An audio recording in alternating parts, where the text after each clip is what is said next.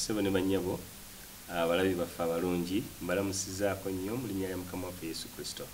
Mbebaza kubeera ngayo ne mulaba programu yaffe era mbebaza mwabaze nga mugoberera programu zaffe. Amanyi nga bulijjo ndi Pastor Joseph Kaya okuva ku Grace and Truth Church. Salama munyonyo. Olunaku olwaleero nzize n'ekigambo kyaffe njagala tubeere nga tugabana. Njagala kukola follow up omulundi guli ogwayita twalaba mu Yokaana essula yali ya 6 olunyiriri lwali lwa 35. Mukama waffe Yesu Kristo yayogera ekigambo n'agamba nti I am the bread of life. Whosoever eats from me shall never hunger or thirst.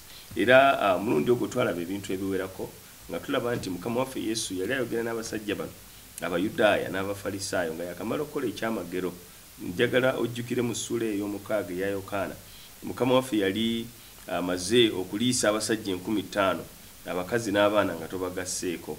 Kati bw'amala bakolera ekyamagero enkeera waalwo ne baagala bajje nga balina ebisero nga balina ebibbo nga baagala akola ebyamagero ebirala abawe bagende balye.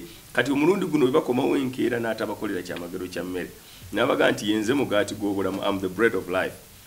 So omulundi ogwo twalabanga abasajja bamufunyeemu obuzibu kubanga baalabanga Yesu omulundi guno yayitakola mugaati nga bagusuubira. Kakati awo njagala tubeere nga tuva olunaku olwaleero tulabe Mukama waffe Yesu kikyategeeza okusookera ddala mu Yokaana 6:35. Yesu bw'agamba nti I am the bread of life that whosoever shall eat from me shall never hunger and he that believes in me shall never thirst. Njagala awo tuba tujja twongere okugaziwa. Okusookera ddala Yesu bw'ayogera ekigambo ekyo yali ategeeza ebintu bibiri ebikulu ennyo. Bw'agamba nti I am the bread of life, ekisookera ddala yali ategeeza nti Yesu Katonda. Bw'agamba nti nze mugaati gw'obulamu yali yeeyise Katonda. Ekyokubiri yali yeeyise emmere kye bayita kitegeeza waatali tosobola kubaawo. Ebyo nno bibiri byombi ngenda bigaziyaako. Ekisookera ddala bw'agamba nti I am the bread. Ekigambo kino bread bw'oba okitunuulidde mu original kisonga ku kyewandiise staple food. Emmere omuntu gy'alina okulya okubaawo. Kati nkuwa ekyokulabirako wane waffe e Buganda omuntu bw'alya ku ttooke agannalidde emmere. Era tulina bakulu baffe abamu ye bw'aba talidde ettooke bw'omuwa emiwogo ne lumonde bw'oba tonnamuteerako ttooke agasiridde emmere. Biri byonna biyamba buyambi ku ttooke okubanga yalidde emmere.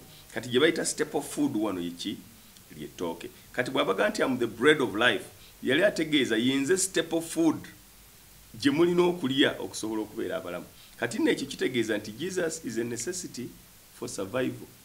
Ng'omuntu bw'atayinza kubeera mulamu nga talidde mmere, Yesu yali ategeeza nti nammwe emyoyo gyammwe tegiyinza kuba miramu bwe giba tegiridde nze. Ate n'ekyo ekigambo kinene nnyo era mw'abaasoma essula ey'omukaaga okiraba nti essula gy'eggwa bakwata n'amayinja nga baagala mutta kubanga ebigambo byeeyita binene. Bw'aga nti ndi mugaati gw'obulamu ategeeza nti nga bw'otayinza kuba mulamu bw'ogaana okulya. Na buli agaanya okukkiriza Yesu mu mwoyo gwe tasobola kubeera mulamu. Mukama waffe Yesu yeebazibwe. Kakati njagala kwogera ku mmere katono. Yesu kubanga wano nkulaze yeeyise omugaati ogubeezaawo emyoyo ne gibeera emiramu. Njagala kukujjukiza ebintu bibiri. Okusookera ddala bw'oddayoko mu lubereberye Katonda bwe yali atonda omuntu. Bayibuli yogera mu lubereberye essula ya 2 olunyiriri olw'omusanvu nti Katonda n'atonda omuntu mu nfuufu y'ensi. Ekikulaga nti omubiri gyaffe gyava mu nfuufu, gyava mu ttaka. Neewuliriza bw'amala okutonda omuntu mu nfuufu nti n'amufuuwamu omukka ogw'obulamu. Kati ebintu bibiri kitegeeza omuntu alina ekitundu ekyava mu ttaka ate alina ekitundu ekyava eri Katonda. Kati wuliriza buli kitundu kiyimirizibwawo we kyava. Every part is sustained by its source. Ekitundu ekyava mu ttaka kiriisibwa ttaka. Ekitundu ekyava ewa Katonda kiriisibwa Katonda. Ngoberera bulungi. Ekitundu ekyava mu ttaka gwe mubiri. Njagala ogendere buli mmere yonna eriisa omubiri gwo eva mu ttaka oba ekula mu ttaka ya wano ku nsi kubanga naawe oli waawa omubiri gwo gwatondebwa mu nsi. Era ne bwe giba mimonde gikula ku ttaka, ne bwe gabeera mayuuni, ne bwe libeera ttooke, byonna bikula luddawa? Bikula kuno ku nsi omuntu kwe yava. Ebyansi bye birabirira omubiri ogwava mu nsi. Naye ate omwoyo gwava eri Katonda. kubanga jjukira Katonda Bible ganti bw'amala okutonda omubiri guno ogw'omunfuufu n'amufuuwamu omukka. Kati ekyava eri Katonda kiriisibwa Katonda ng'ekyava mu nsi bwe kiriisibwa ensi. Kati Yesu bw'aga nti I am the bread of life, yali ategeeza nti ekitundu kyammwe kye bayita mwoyo bwe kiba ekyokubeera ekiramu mulina okulya nze. Kati mu ssuula ey'omukaaga abasajja baatabuka nnyo ne batandika okukaayana ne Yesu ne bamugamba nti oyinza otya okugaa nti ogenda tuwa omubiri gwo tugulye? Kati kyotegeeza nga tuwa omusaayi gwo tugunywe. Naye nga baalema okwawula ensonga enkulu nti Yesu bwe yalabika yalimu ebitundu bibiri ate byonna nga bijjuvu. He was fully man and fully God. As man yali azze okufiirira omuntu. Saagala weerabire nti omuntu yayonoona n'ayawukana ne Katonda mu nnimiro ya Eden. Katonda yali awadde omuntu obuyinza ku nsi. Bayibuli ga tukole omuntu mu kifaananyi kyaffe bafugenga byonna ebiri ku nsi n'ebyewalula n'eby'omu nnyanja n'ebibuuka mu bbanga. Katonda afuga mu ggulu, omuntu afuga wansi. Kati omuntu bw'ayonoona obuyinza n'abuwaayo eri Sitaani. Kati Sitaani atandika okufuga ku nsi. Abantu bonna bafuuka baddu ba Setaani. Omuntu afuuka mulabe wa Katonda. Kati Katonda tayinza kujja kusikako Sitaani bisumuluzo by'ataamuwa. Sitaani agamba God you're just oli mutukuvu, bw'obanga ebisumuluzo sigwe wabimpa lwaki ate obinzijjako? Kati engeri yokka Katonda gye yalina okulokola omuntu okumuzzaayo mu buyinza bwe obw'olubereberye yali alina kubeera nga ye muntu. Kati kitegeeza Katonda yalina okwambala omubiri. Kati mu Yesu Katonda mwe yayambalira omubiri mu ngeri eyo Yesu yali Katonda ddala. Simanyi oba onfuna. Kitegeeza Yesu muntu ate era Katonda. Kati nga Katonda abagamba nti bwe mulya ku nze emyoyo gyammwe gijja kuba miramu. Saagala weerabire mu luberebere yagamba nti olunaku lwe muligulyako omuti ogwo temulirema kufa. Kati omuntu bw'amala okulya ku muti Katonda gwe yamugaana omuntu afa. Naye ate bw'amala okufa Yesu azze azuukize kiri ekyafa. Omubiri mulamu gutambula gweyagala naye omwoyo mufu. Era nga omuntu bw'amala n'afa ng'omuli omwoyo guli teguzuukiziddwa yali wakubula emirembe n'emirembe kye bayita okuzikirira. Bayibuli kiyita second death. Kati Yesu kyavaga nti buli alya ku nnyama yange abeera mulamu. Ennyama ye tategeeze n'ey'omubiri naye ategeeza spiritually. Buli lw'okkiriza n'aliisa omwoyo gwo, omwoyo gwo guddamu ne gubeera omulamu. Njagala kujjukiza olunyiriri. Yesu Kristo yagenda n'ayogera n'omusajja bali bamuyita Nikodemo. Ekiri mu Yokaana essula ya 3. N'amugamba nti verily verily I say unto you, unless a man is born again he cannot see the kingdom of God. Omuntu bw'atazaalibwa mulundi gwakubiri tayinza kulaba bwakabaka bwa Katonda. Ekigambo ekyo nno kyanneewuunyisanga nnyo neŋŋanika Mukama wange Yesu. Kyova ogamba nti aganyo kuzaalibwa omulundi ogwokubiri tomukkiriza yadde okulaba obulabi obwakabaka nti bubuli. Naye tamugaana kubulaba naye tasobola bulaba kubanga taliiwo. Omwoyo mufu. Ate Katonda mwoyo n'ensi gye bayita ggulu nayo ya myoyo. Kati omwoyo gwo bwe gubeera omufu tolina bw'oyinza kubeera na Katonda. Kyobula olina okuzaalibwa omulundi ogwokubiri kiri ekyali kifudde Katonda addamu n'akizaala omuntu n'addamu n'abeera omulamu. Kati ate omuntu bw'aba amaze okubeera omulamu yeetaaga okulya okubeerawo. Ekyo no tukiro kigamba bannaffe mikwano gyaffe abeera baakalokoka nga tubagamba nti obulokozi si y'enkomerero. Obulokozi y'entandikwa. Obulokozi butwale ng'okuzaalibwa nti omuntu bw'amala okuzaalibwa toyinza gamba nti kiwedde nzadde omwana n'osuula wali. Olumala omuzaala oba otandise process empanvu ey'okumuliisa, ey'okumunaaza, ey'okumusomesa, olina omutwala mu primary, mu kindergarten, luddawa paka lwalivaamu omuntu omukulu. Buli lunaku alina okusigala ng'alya. Kati n'omuntu oli azaaliddwa omulundi ogwokubiri bw'amala okulokoka alina okujja mu kkanisa n'ayiga ekigambo kya Katonda, n'ayiga okusaba, n'ayiga okukolagana ne Katonda waffe, n'ayiga eddoboozi lye. Bw'oba osomye eri mu Yokaana essula y'ekumi Yesu agamba nti endiga zange zimanyi eddoboozi lyange era teziyinza kugoberera mugwira era zimudduka buddusi. Kati na kino kye bayita ekyokuyiga eddoboozi lya Mukama waffe nakyo kijja mpola mpola ng'otambula naye. Ng'omwana bw'agenda atambula ne muzadde we ayiga eddoboozi lya mami, ayiga eddoboozi lya daddi. Naawe bw'omala okulokoka bw'ogenda oyiga ekigambo kya Katonda, bw'ogenda owulira enjiri, ekiseera kituuka ng'omanye eddoboozi lye ng'osobola okumwawula n'emizimu. Waliyo abantu nga ye buli kirooto kyaloota alowooza Katonda y'aba ayogedde. Naye n'emizimu gigaba ebirooto. Waliyo ebirooto ebiva ewa Sitaani, waliyo ebirooto ebiva eri Katonda, waliyo n'ebirooto ebiva mu ndowooza zaffe. Kati ebyo n'okubyawula kisinziira ku ngeri gy'omutegedde n'enkolagana gy'oli naye. Kati nja kukomyawo eno Yesu nga ganze mugaati gw'obulamu. Mukama waffe wano Yesu yali alaga nti tosobola kuba mulamu watali. He is necessary for survival. Mikwano gyange abandaba, njagala kubeera ng'ensonga eyo ngisimbako amannyo ng'omubiri gwo bwe gutayinza kuba mulamu bw'obeera tolya mmere, n'omwoyo gwe teguyinza kuba mulamu awatali Yesu. Kati sitaani agezaako okubuzaabuza emyoyo gyaffe ne tuddira ebintu ebitali bya nsonga ne tubitwalako obudde buwanvu. Ate ekintu ekisinga okuba ekikulu ye mmere eno ey'omwoyo, ye Kristo Yesu eyafa ku musaalaba olw'ebibi byaffe, aye ne tubeera nga tumwesonyiwa. Kati wuliriza, Yesu bw'aga nti I am the bread of life. Njagala kujjukiza ekyawandiikibwa ekirala. Mukama waffe Yesu yagenda n'ayogera mu Matayo essula ya 5 olunyi lwali lwa 6. Yagamba bw'ati, blessed are those who hunger and thirst for righteousness, for they shall be filled. Balina omukisa abalumwa enjala n'ennyonta ku lw'obutuukirivu, kubanga bali kusibwa. Kakati wuliriza bulungi. Ono yennyini yaga nti balina omukisa abalumwa enjala n'ennyonta, yali tategeeza mmere eno ey'amatooke ne muwogo ne lumonde. Si enjala gye yali ayogerako, n'ennyonta gye yali ayogerako si yagana amazzi ga minowoota. Yali ayogera ku njala n'ennyonta ey'omwoyo ey'obutuukirivu. Kati obutuukirivu wuliriza, buli muntu yenna mu ye mulimu enjala n'ennyonta ey'obutuukirivu. Buli muntu yandyagadde okubeera omutuukirivu. Munda yaffe mulimu kye bayita conscience, ekikubuulira nti ekyokoze kirungi oba ekyo kyokoze kibi. Kati kye bayita conscience, buli muntu ne bw'olaba eribbi eritemu naye lyandyagadde, singa obuuza omuntu nti gwe wandyagadde wamma kugenda mu ggeyeena oba mu ggulu, nti oba eternity obulamu obutaggwaawo wandyagadde bumala ne sitaani mu muliro oba wandyagadde bumala na Katonda mu ggulu. Buli omu agamba nze nja kugenda mu ggulu, n'omutemu kkungu agamba nze nja kubeera mu ggulu.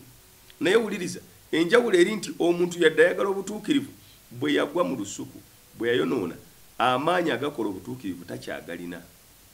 Omuntu mwonoonyi. Naye wuliriza, obuzibu we bujjira we wano nti waliwo abamanya nti ndi mwonoonyi, neetaaga omulokozi. Abo be balumwa enjala n'ennyonta, be bayaayana ne baga nti Yesu nkwetaaga. Kati abo be bamusembeza. Bwe bamusembeza agamba bali kusibwa era balina omukisa. Njagala olabe nti bano si be bekkusa. Bonobozeeyo n'osoma Matayo 5:6. Si be bekkusa naye bajja kukkusibwa. Kitegeeza bagenda kuweebwa ekirabo eky'obutuukirivu okuyita mu kukkiriza okuli Mukama waffe Yesu. Njagala kujjukiza ebyawandiikibwa bigamba nti olw'ebikolwa eby'amateeka tewali alina omubiri aliweebwa obutuukirivu. Tolina ky'osobola kukola kwefuula mutuukirivu mu maaso ga Katonda. Tekiriiyo. Abooluganda, singa kyaliyo kye tusobola okukola ne tufuuka abatuukirivu, Yesu teyandize n'afiira ku musaalaba. Katonda yantugaye bugambe nti mukole ekyo musobole okuyingira mu ggulu. Tekiriiyo. Era bonna n'abaagezaako mu ndagaano enkadde baali bagezaako bugeza nga balindirira okulabisibwa kw'omulokozi eyali agenda okutufiirira bw'amala alyoka atuwa obulokozi obw'obuwa. Bayibuli eyogera nti obulokozi kirabo.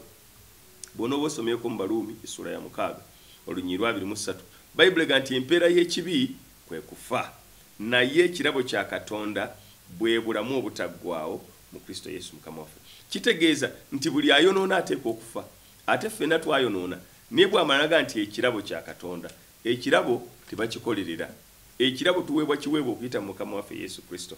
Kakati mumpulirize bulungi. Yesu bw'ajjanga omugaati gw'obulamu agamba nti ŋŋenda kubawa enjala eno n'ennyonta gye mubadde mulina ey'obutuukirivu, ŋŋenda kugikkusa, ŋŋenda bafuula abatuukirivu mu maaso ga Katonda singa munzikiriza. Ekyo bayita substitution. Mu kusoma Bayibuli tukiyita doctrine of substitution.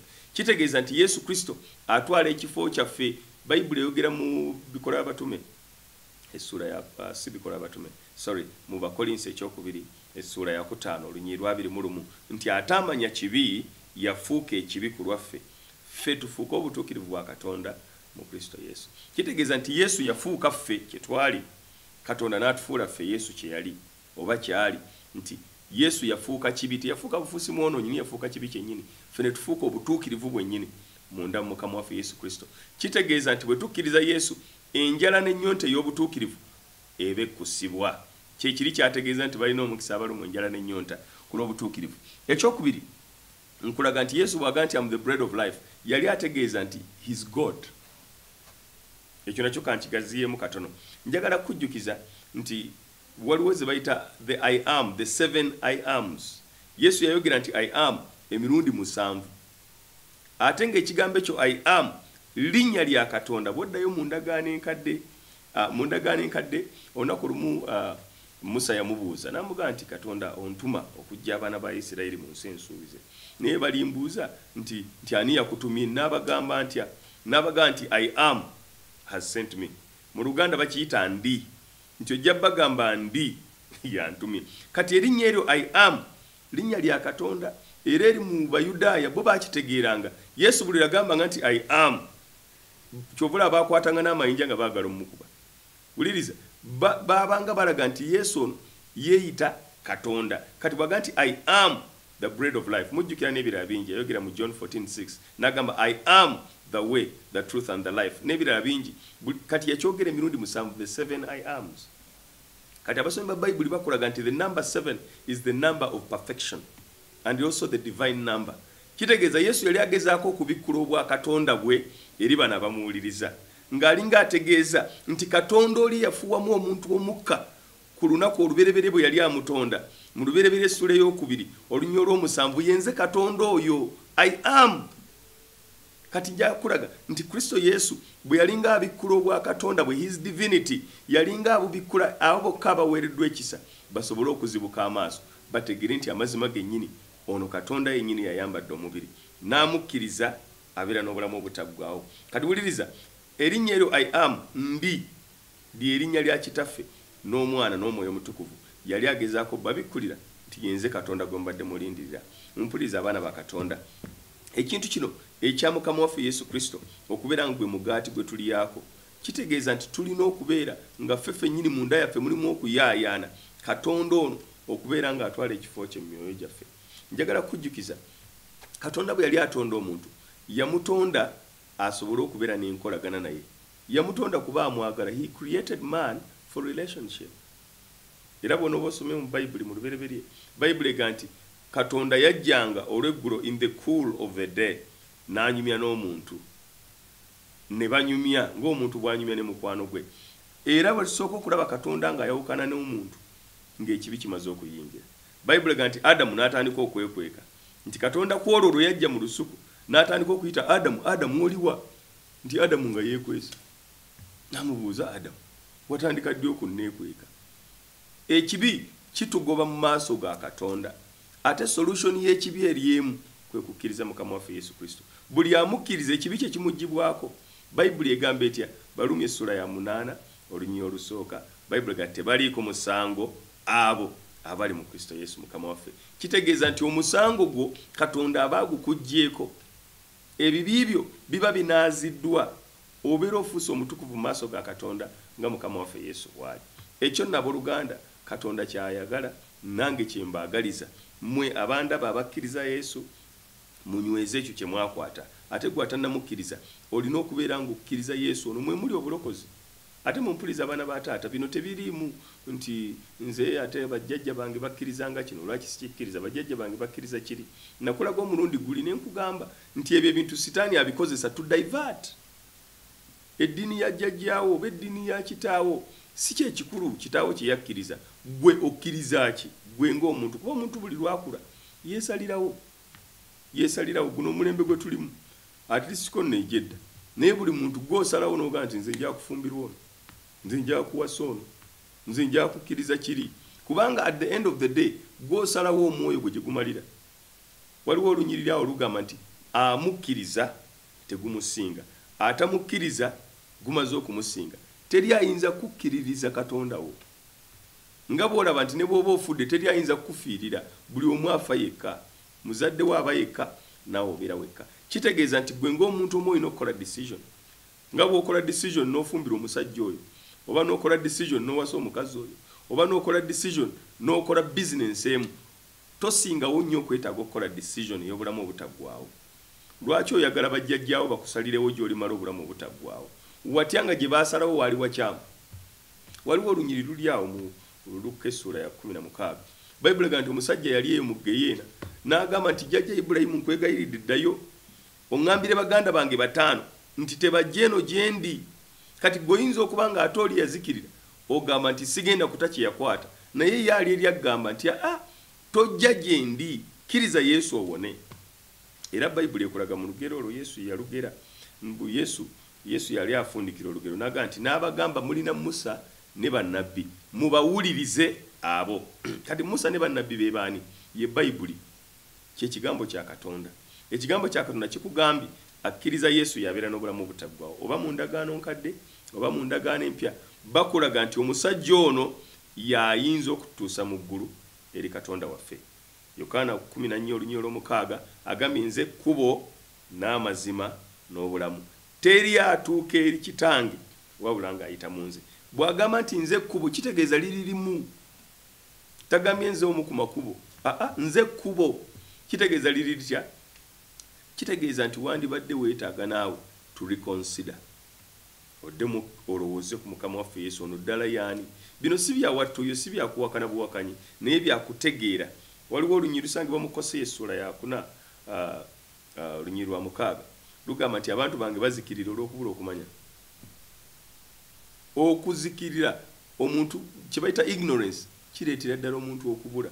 Obutamanya bubuliza ddala, obutamanya butta, kubanga waliyo ebintu ebimu by'otandikoze singa obadde omanyi. Ekyokulabirako, bw'otamanya nti ekikopo ekyo kirimu obutwa osobola okubunywa n'ofa.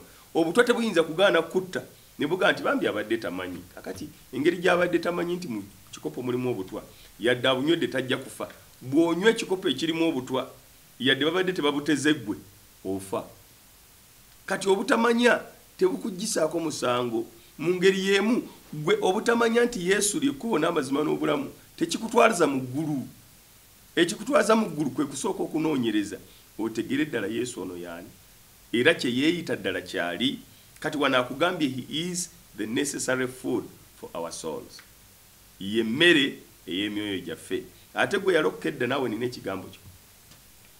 Waliyo ekika ky'abantu abaga nze nalokoka byaggwa nadda eka ne yeebaka, ng'omubiri bwe gutayinza kubeerawo gulya buli lunaku. Walidde jjo niye n'olwaleero weetaaga okulya okusobola okubeera omulamu. Walidde breakfast niye ne lunch ogyetaaga. Mu ngeri y'emu you need to continue with this hunger. Weetaaga okusigala ng'olina enjala eno ey'okubeera ng'owulira ekigambo kya Mukama waffe Yesu Kristo. Njagala kujjukiza olunyiriri olunaku lumu Mukama waffe yali akyaddeko e Besaniya mu nnyumba ya Maliyamu ne Maliza. Bayibuli egamba nti omukazi Maliyamu yali atudde ku bigere bye ng'awulira ekigambo, naye nga Maliza yeetaladde nadda eri. N'amugamba nti olina ebikutawaanya bingi nnyo Maliza, naye muganda woono alonzeeko omugabo, omuntu gw'atayinza kumuggyako. Mugabo ki? Ogw'okutuulanga ku bigere bye n'owuliriza. Gwe yalokoka edda olina ebbanja ery'okubeera ng'enjala eyo togikkiriza kuwona. Gwe guli omukisa gwe yagenda nti balina omukisa abalumwa enjala n'ennyonta bali kusibwa oyo obutuukirivu. Obutuukirivu buno tubufuna mu kuwulira njiri ya Mukama waffe Yesu Kristo, kuwulira kigambo kya Mukama waffe Yesu Kristo.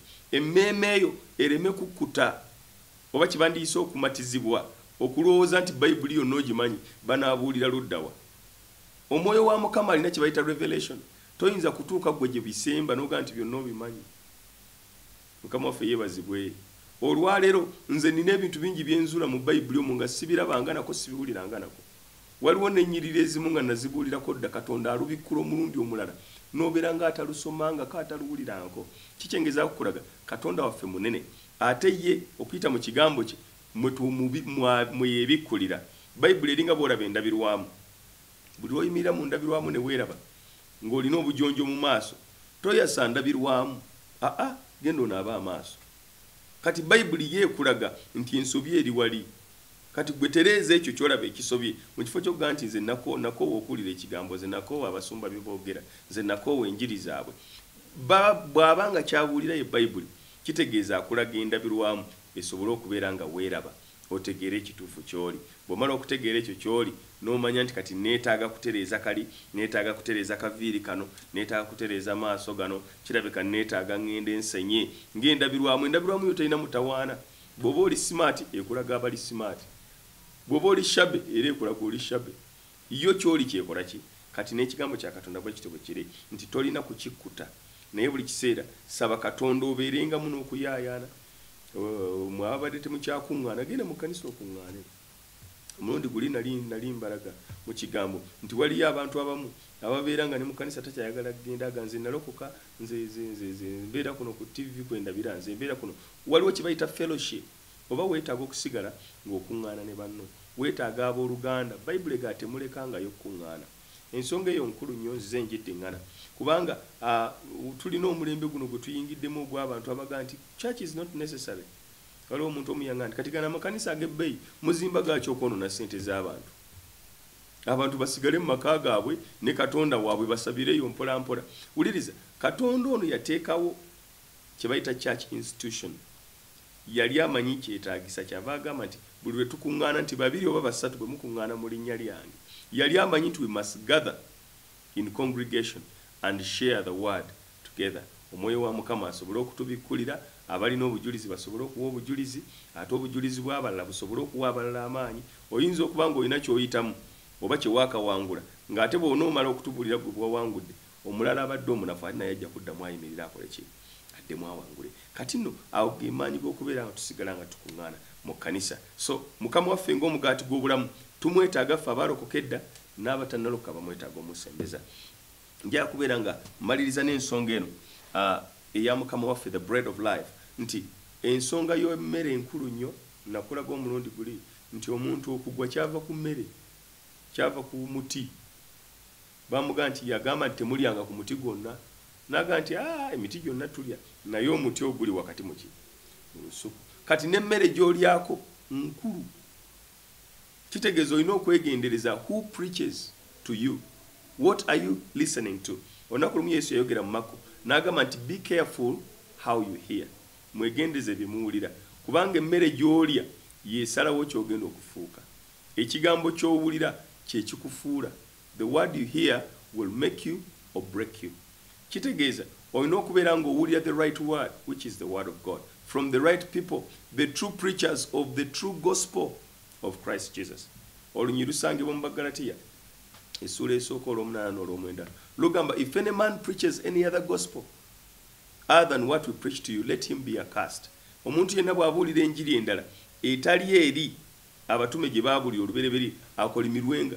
Kitegeeza waliwo ekika ky'enjiri ereeta ebikolimo, gw'owulira ng'abakuwa omukisa naye nga kikolimo. So ebyo byonna bigazi, Mukama bw'anampa ekisa nja kwongera obigaziya nti nekyowulira kikulu. Waliyo abantu abamu ababanga abazze eri Yesu naye ate ne yeeyongerayo mu kuzikirira emirundi 7. Nina omuntu omu yagamba nti nakkiriza Yesu n'aŋŋamba aleluya nalokose, naye ate ngenda okwagala omubuuliriza eri mukwano gwange. Naye ngenda omubuuliriza n'aŋŋamba naye nina obuzibu, nina omusota gwendaba buli kiseera, ngulaba mu ffumbiro, ngulaba mu kisenge, konza omusota gutya. Nti amusota mbeera nagwo nti ndiwaki togukuba? Nti pasita wange ono omupya yaŋŋaye ffe tetukuba misota baganda baffe. Kati nagezaako kwagala okumuwonya naye ng'ekintu akiyingidde buziba. Ne muga nti gwe tokimanyi nti Yesu takolagana na misota? Gwe tokiraba nti oyo abaakubuza? Naye nga bambi bamaze okuziba obwongo bwe. Kati Yesu ng'omugaati gw'obulamu mbadde njagala mukwanjulira olwaliro, gwe muganda wange mwannyinaze ate naba musembeza. Weetaaga osembeza omugaati ogwa ddala. Yesu agamba nti akkiriza nze agenda kuba n'obulamu obutaggwaawo. Buli alya ku ye agenda kuba n'obulamu obutali buno obw'akaseera obuggwaawo. Guno omubiri gutuuka ekiseera ne gufa, naye alidde ku ye talifa emirembe n'emirembe. Bw'oba wandyagadde Kristo ono abeere kitundu ku bulamu bwo, nandyagadde osabe essaala eno nnyimpi wamu naye, gamba nkwebaza Mukama wange Yesu olw'ekigambo kye mpulidde, kati nzigulawo omutima gwange, yingira mu bulamu bwange ofugire mu nze. Okutanula olwaleero njatula nti ndokose. Kwebaza Mukama mu linnya lya Mukama waffe Yesu, amiina. Mwebale nnyo, mwebali ddala, mbaagala nnyo mikwano gyaffe. Sigadde ndi Pastor Joseph Kaya kuva ku Grace and Truth Church.